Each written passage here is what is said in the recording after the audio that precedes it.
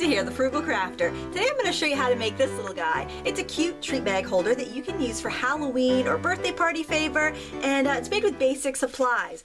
I use the Tin Tie coffee bags from Paper Mart. You can find them online at www.papermart.com, and I really like them because these craft bags are matte on the outside, perfect for stamping or decorating, but the inside is waxed, so you could put cookies in it, you could put coffee beans in it, you could put whatever you want, or wrapped candy like we'll do for Halloween. And then all you need is like construction paper, googly eyes. I used some of the twisted paper cord also from Paper Mart to give it this really fun hair and hands and feet. It's just a really great fun project that you can do with the kids and make up this Halloween. And another thing I like about it is that it's reusable.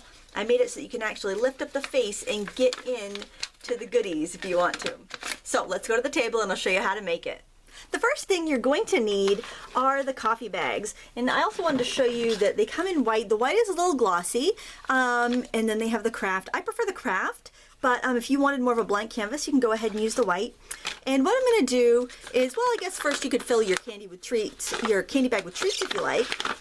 But what I'm going to do is just kind of open it up, keep the bottom part wide, and I'm just going to fold over this a couple times, and that's just going to give us a base to work on. That way we can make sure that our treat bag is reclosable.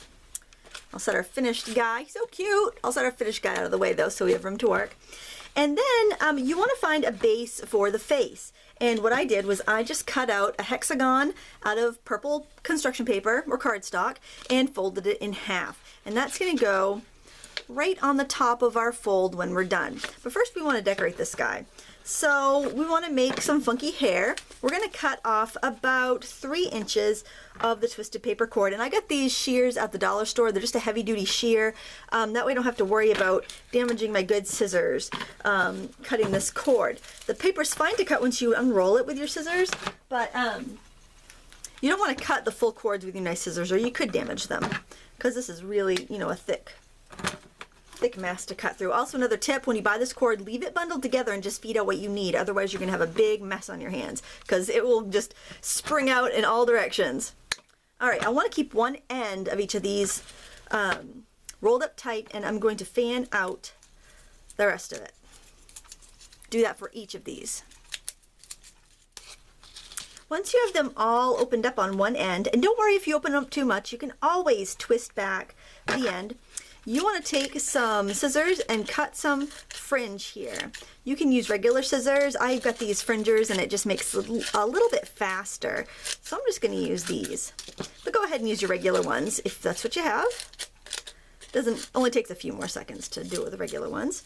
And then I'm just going to take a little scrap of purple here. It's a little punch out. Put some glue on it. I'm using hot glue, but if you're working with children, consider using a glue dot or some thick and tacky glue for this. And I'm sticking the ends of my little paper fringe hair into that.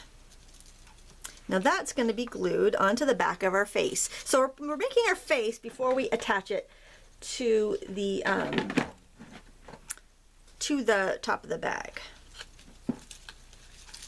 And so now that's sandwiched in there between the cardstock of the face and the little cardstock circle that we made. So we got some wild hair there. That's pretty fun. I'll turn it around, right side up for you. Now for the eyes, I simply just punched 2 circles out of that purple paper again. And I'm also going to use some accent color here. This is just some bright green typing paper. So really, you know, you can use what you have on hand for the decorations here. Great way to use up leftovers. And I'm going to cut this circle in half to make some eyelids. And use some googly eyes here. You can mismatch them if you want, or you can use them the same size. It's completely up to you. They're going to be cute because they're googly eyes. You can't go wrong with googly eyes. And then I'm going to use a little bit of glue to attach both the eyelid and the googly eye.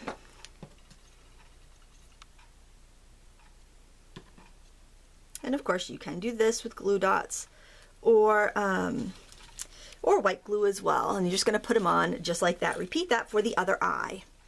Use a pen to draw some nostrils on your little guy here. And for the teeth, all you have to do is use some white cardstock, construction paper, or typing paper, and cut out the teeth however you like. I did just a couple kind of blocky teeth here for this guy. This one I think I'll make some fangs. So I'm just leaving it flat at the top where I'm going to glue. And I don't want this to be too scary of a monster, so I'm just going to kind of give it some silly blunt fangs here. He's not going to hurt anybody. The only thing he's going to bite into is a Snickers bar.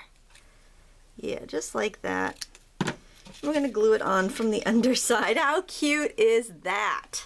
Just a little bit of glue. And then we're going to glue this topper to our bag.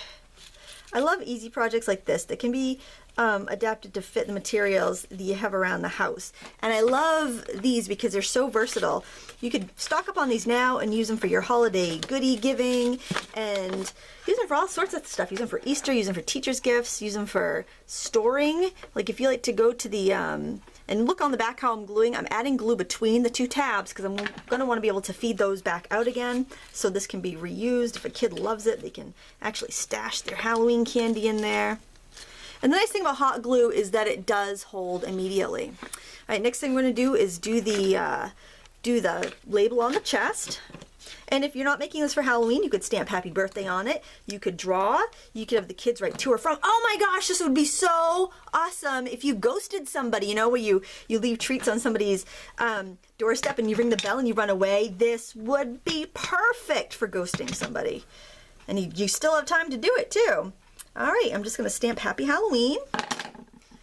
Stamp a couple little, I love these little spiders. They're from About Our Accents. You could sketch some on too if you wanted to. And I'm just going to draw little spider web lines here. Nothing too fancy. And we'll glue that to the chest of our monster. Always close your ink pad up so you don't anything on it, so that's going to be glued on there. I do notice sometimes when I'm using hot glue, for a moment my paper will get discolored and then it comes back to normal. I don't know why that is. It's only on some papers though. Alright, now we want to make some arms and some feet. So to make the arms, I'm going to use purple again, and I'm going to cut off about 3 inches. I want 2 3-inch pieces, roughly. What I do is I just hold them next to each other when I cut them, and that just makes sure they'll be symmetrical on there. And we just want to untwist the end. You'll get really fast with untwisting this stuff once you get the hang of it.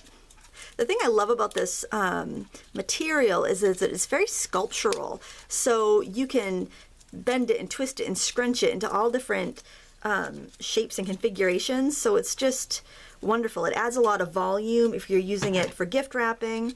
I'm going to give him 3 fingers, so I'm just making 2 slits here. And see, I'm going to twist these right back up into fingers, and I don't even need to glue them. They're going to hold.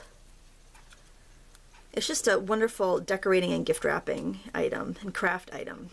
So there, you want to do that to the other hand too, and then we're going to glue them to the side of our project.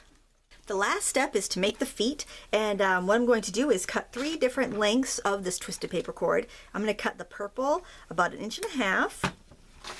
I'm going to cut the pink about 2 inches. And I'm just, you know, guesstimating here. There it goes. And I'm going to cut the turquoise about 4 inches. And what you want to do is open these all out completely flat. All right, now we have these completely flat. You are going to go in with your scissors and cut strips again. I'm using my fringers, but like I said before, you can just use your regular scissors. This just saves me a little time. So you can see how easy this is to cut once you've got it all opened up. And the reason I did this staggered is because we're going to glue these strips of paper on top of each other. And they're going to make this kind of like ruffly footed base here. And this is going to be glued right to the bottom of our bag to finish it off. Now, if you don't like the look of this, you could skip it, but I just think it looks kind of fun. All right, so let's glue right along the bottom here. Put our gift bag right on there. You can pinch it in a little bit on the ends if it hangs over. And then, for the final touch, we're just going to scrunch let that dry good first. And then we're just gonna scrunch up the mesh so that it has a little party atmosphere feeling to it. And there you have it. I want to thank you so much for watching today. I'd love it if you checked out our sponsor, Paper Mart. You can find them online at www.papermart.com, where we make you look even better. Thank you so much for watching. Until next time, happy crafting.